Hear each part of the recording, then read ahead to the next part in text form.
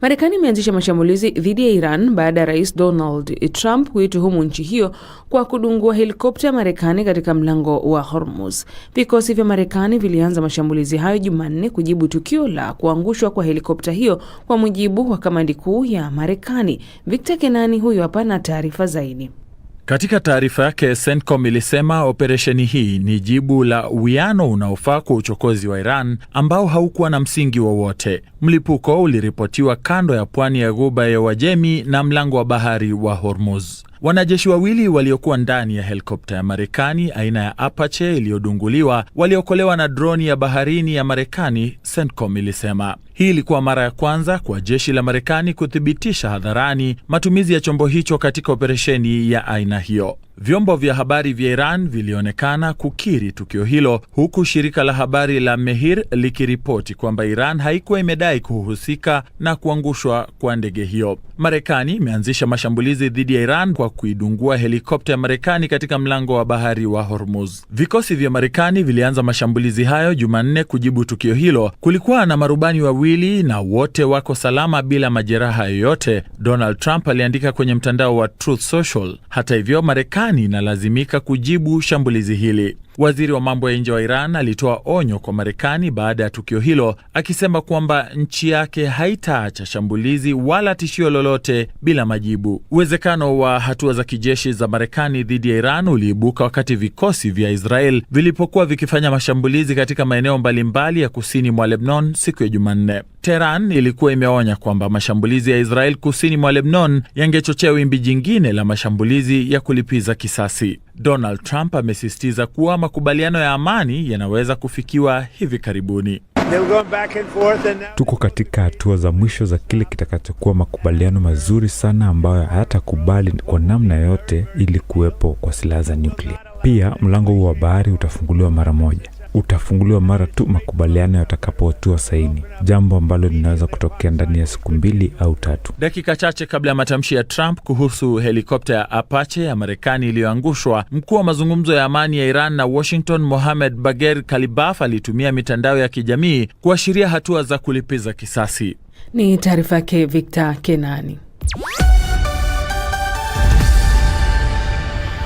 Marekani imezitaka serikali za nchi za Umoja wa Ulaya kuwawekea vikwazo vya safari watu ambao katika siku za hivi karibuni wamezitembelea nchi zilizokumbwa na ugonjwa wa mlipuko wa Ebola.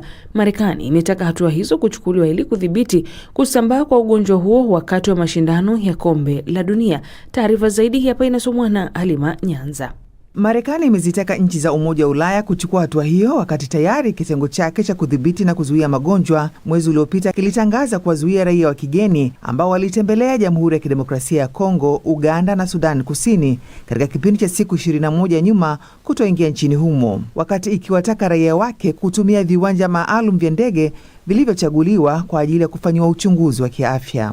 Maafisa wa Marekani wamesema nchi hiyo inashirikiana kidiplomasia na nchi mbalimbali duniani katika kuchukua hatua kuweza kuwalinda raia wa nchi hiyo na mamilioni ya wageni, washabiki, wanamichezo na watalii wanaotarajiwa kuwepo nchini humo wakati wa mashindano ya soka ya Kombe la Dunia, na kutoa rai pia kwa nchi nyingine kuchukua hatua kwa upande wao ili kuhakikisha kuwa mlipuko huu hauenei zaidi. Wizara ya mambo ya nchi za nje ya Marekani imefahamisha kuwa waziri wake wa mambo ya nje Marco Rubio jana Jumanne amefanya mazungumzo kwa njia ya simu na rais wa tume ya Umoja wa Ulaya Ursula von der Leyen kuzungumzia mlipuko huo wa Ebola. Awali Marco Rubio alielezea msimamo wa nchi yake kudhibiti virusi vya Ebola kuingia nchini humo, huku nchi hiyo ikiweka vituo vya muda nje kuweza kuwatibu raia wake watakapopata maambukizo hayo, licha ya nchi hiyo kuwa na vifaa vya kuweza kuwatibu wagonjwa. Jamhuri ya Kidemokrasia ya Kongo, nchi ambayo ina maambukizo mengi ya virusi vya ugonjwa wa Ebola, tayari imethibitisha kuwa watu karibu 600 wameambukizwa virusi hivyo, huku wengine 115 wakifariki dunia. Ni taarifa yake Halima Nyanza. Sekta ya utalii nchini Tanzania inachangia zaidi ajira milioni 1.5, lakini wengi wao ni wanaume. Pamoja na changamoto za kukosa fursa ya kumlea mtoto wake mchanga na umasikini ndani yake, Glory Tobias anabadili dhana hiyo. Akiwa miongoni mwa waongoza watalii wachache wanawake nchini humo, ameanzisha jukwaa maalum la wanawake waongoza watalii. Ni jukwaa la kwanza la aina hiyo lenye wanawake zaidi ya 40 ambalo linahudumia watalii wanawake tu. Amemsimulia Martha Saranga safari yake katika waridi wa BBC. Kuangalia ile kazi ni ya wanaume tu, nikaona hapa sasa ndio sehemu yangu ya kutoka. Nitatoka kwa sababu hamna wanawake kwenye hili soko, ina maana nitapata market zaidi kuliko nirudi chuo. Kwa hapa kwetu ni pekee sana kwa sababu kipindi nafanya 2013 14 tulikuwa kama 2 au 3, tulikuwa wachache. Sasa kwa wachache ukipanda mlima pia unakuwa kama kuna guide mwanamke, ile pia ile nasikia mimi nasikia kama ni kitu kizuri kusema vile. Lakini pia ilikuwa inanifanya naona kuna tunahitaji kuwa na wanawake wengi zaidi. Sababu watu tunapanda mlima wengi sana tunatoka zile jamii za vijijini ambao wanaamini mwanamke atakiwa akae nyumbani. Sasa kwenye ile kazi unakuta niko pekee sawa, lakini kuna vitu siruhusiwi kufanya kwa sababu nikifanya kwa wageni ni sawa, lakini kwa wenzangu ambao ni wa Afrika sifanyi kitu sahihi kwao. Mitandao ya kijamii ina umuhimu gani kwako? Na kwa namna gani imekupa fursa? Mitandao ya kijamii kwangu ina umuhimu mkubwa sana kwa sababu imenipa daraja la kuniunganisha na watu wengi. Sana sana kama mimi nafanya biashara sana sana na wanawake na wageni wanawake. Wale wageni utawapataje? Mimi kwenye mitandao yangu ya kijamii kwa sababu ndo watu naofanya nao kazi na mimi ni mwanamke, wakiona wanaangalia safari yangu, wanaangalia zile posti zangu, wanaona huyu mtu anafanya hivi, alishafanya hivi. Sasa ile mitandao ya kijamii inaniunganisha mimi na hilo soko, lakini pia mitandao ya kijamii inaelimisha watu wengine ambao wanahitaji kufuata njia yako lakini hawajui wanaifuata vipi. Sasa hivi na kampuni na kambi porini na tented camp. Tented camp ni zile kambi ambazo zinashonwa zile. Sio nyumba za permanent kwa sababu hiyo unaweza kufanya lakini baada ya kupata hivyo vibali inachukua muda. Lakini sasa hivi na kambi ambao kambi yangu inaitwa Serengeti Queens ni ya wanawake. Maana nilivyoingia kwenye biashara nilikuwa nafanya kazi za wanawake sana nyingi. Yaani kama ni wazee wanawake au wasichana wanawake wanaosafiri peke yao lakini wanakuja kukutana na wageni wengine. Unakuta wengi wanapitia changamoto. Wanataka kuja kwa ajili labda ya kupumzika, yani kutuliza akili yake. Kwa sasa nikaona ile soko linahitaji kuwa na watu ambao ni wakaliba yao. Kwa mimi nikaona nikiwa na kambi ya wanawake, wale wageni pia wakija pale watajisikia sawa. Usingatia vigezo gani katika kuwachagua hawa wanawake unaofanya nao kazi? Yaani mfano nimechukua watu zile jamii ambazo labda unasikia naomba niletee msichana wa kazi sehemu fulani, au niletee sehemu fulani. Sasa wale kama anaweza kufanya kazi za nyumbani ambazo ni kazi nyingi sana, kazi nyingine anaweza tena kwa ubora zaidi. Kwa hiyo nikaona wale waje watazifanya, na wakizifanya watazifanya kwa ubora zaidi, na pia muda unaozidi kwenda pia wanaweza kuwa magaidi wazuri. Na hao wote wanatoka zile jamii za mbali au karibia na hifadhi, ambao sasa wale pia hawaogopi wanyama. Baada ya miaka kadhaa watakuwa magaidi wazuri kama mimi.